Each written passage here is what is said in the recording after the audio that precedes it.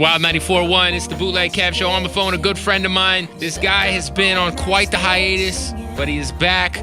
He's got a new EP that dropped on iTunes yesterday. The Truth is out from my dude, Mike Posner, who's on the phone. What's up, Mike? What up, Kev? How are you? I'm good, buddy. What's been going on with Mike Posner? I know a lot of people out there, maybe they haven't heard your name in a while. You had the Top of the World song, which was super dope. Was that end of 2013? I don't really know, to be It's a great song, great video. I know a lot of your fans were looking forward to. The album was supposed to be called Pages, right? Correct. If anyone really cares, I will preface by saying I wrote an in-depth blog post about what happened. What the hell happened to Mike Posner, and you can find that on my website at MikePosner.com. But the short answer. Give us the short answer. Yeah, I will.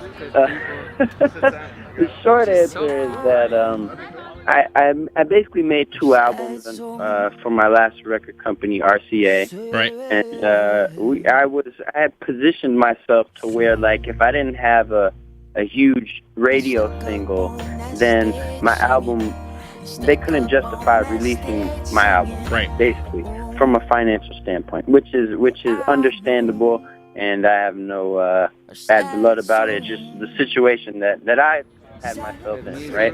So I made these 2 albums. One was called Sky High, another one was called Pages. And I tried several times to get another one of those radio singles to connect, and hit. And I never really did. So the label shelved those 2 albums, and they're sort of just sitting on my laptop now.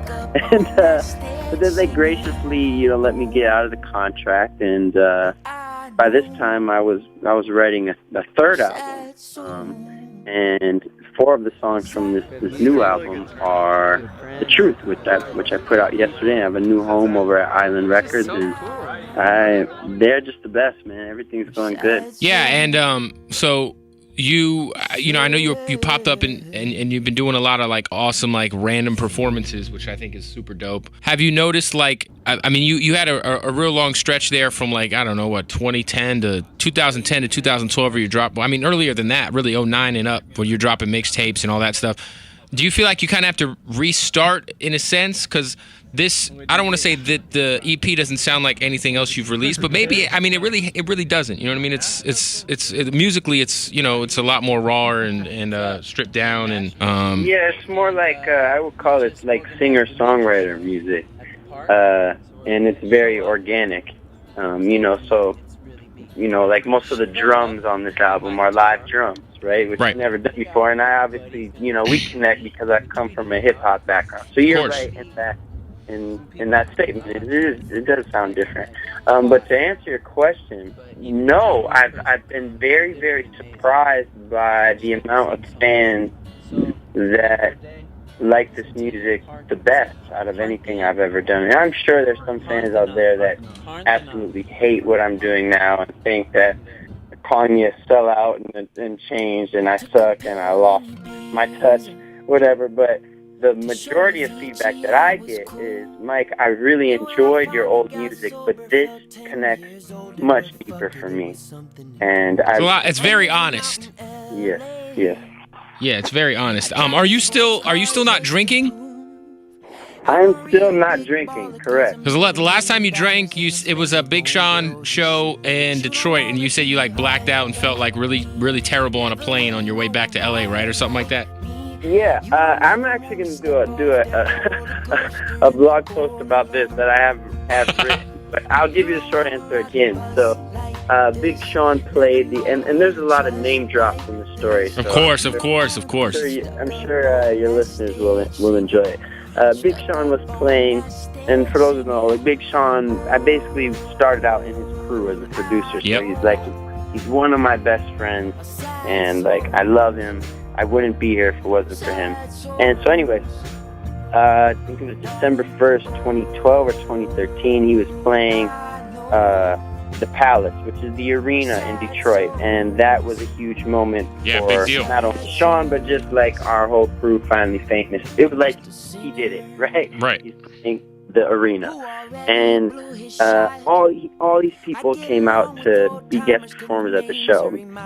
He allowed me to come out, J. Cole, Common, and I feel like I'm forgetting people. Pusha T, and most notably Kanye West. Of course. And so, it's not like New York or L.A. where people just pop. Yeah, where it's easy for people to pop. Yeah, that's like a destination. Like they went there to do that. They got on a plane. It was a magical night, right? So I got to do two songs with them, and after I just started getting blasted, just turning Hennessy bottles upside down with J. Cole. And I just remember like slurring my words to J. Cole and being like, bro, you're like Common, but now. Really embarrassing, conversation. Like, wish I could take that one back. Right. And the next day, right, but it was a fun night. And the next day I got on a plane and I sat next to, I actually was walking the airport and Tank was there, who I know, and he was flying on a connection. So we got in the first class, and then I sat next to Big Sean, who was in the first class. And then 2 rows up is one of my heroes, Common. And so I'm like, this is insane, right? Yeah. Then Sean goes to the bathroom and Common's like, yo, man, you got to check out this thing I'm working on. He starts rapping, freestyling on the plane. So, meanwhile, I'm just sitting in my chair, like next to my best friend who we started out making music in like a basement. Now we're in first class.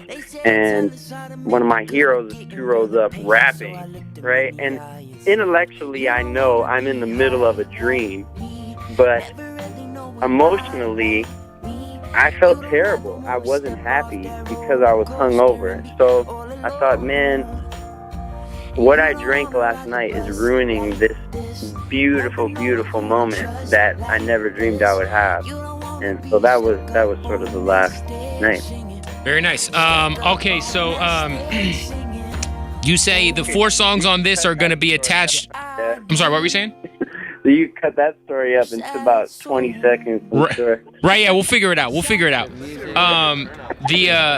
The 4 songs are going to be also part of your next album. These 4 songs, the Truth EP is going to be, those songs are going to be included on the album as well? Yeah, totally. I want to be very clear about that for any fans listening. These songs on the EP are included on the new album coming, so I don't want you to, when the album comes, I want you to say, oh, we heard all these songs, but I just wanted to get something. I just wanted to get something out there more than just a song, and man, it feels good to do that.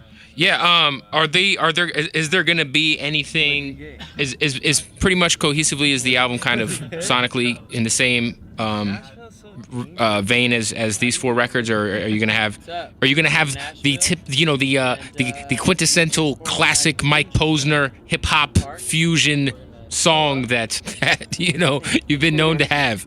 No, these 4 songs are, the short answer to that question is no. But these songs are an accurate representation of, the... Where you're at right now.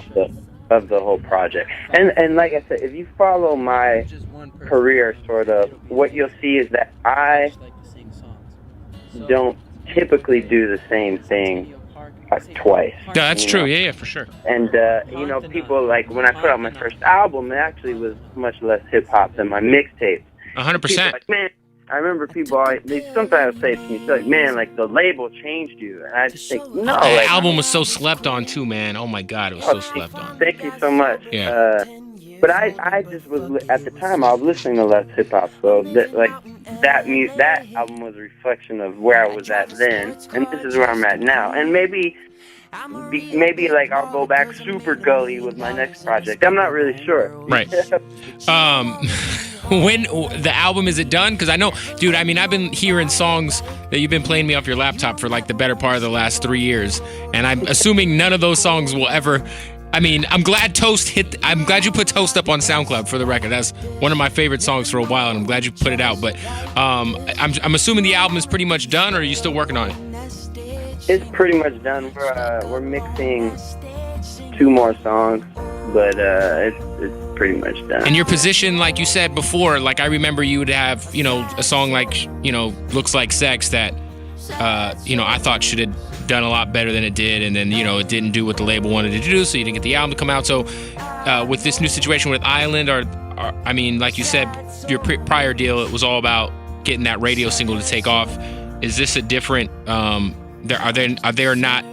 They don't have those same expectations. If it happens, cool, but we're gonna get an album no matter what. I think, yeah, definitely. I mean, the fact that I've already put out the 4 songs without the single, right, is like a step in the right direction for sure. But I feel with my new partners, so supportive.